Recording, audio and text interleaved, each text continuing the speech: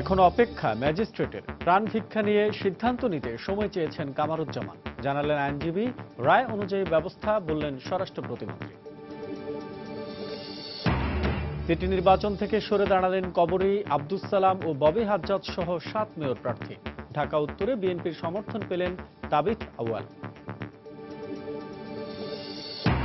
ফরিদপুরের ভাঙ্গায় দুর্ঘটনায় নিহত 25 জনের 12 জনের বাড়ি পটুয়াখালীতে। এত মানুষের মর্মান্তিক মৃত্যুতে শোকে স্তব্ধ এলাকাবাসী।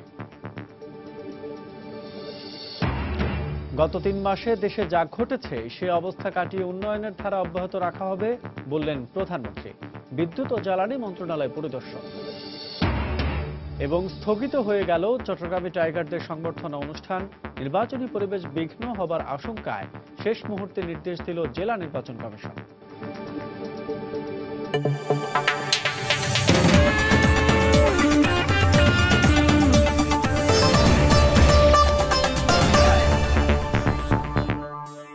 প্রবাসী সময়ে সঙ্গে আছে আমি আসাদ আজম।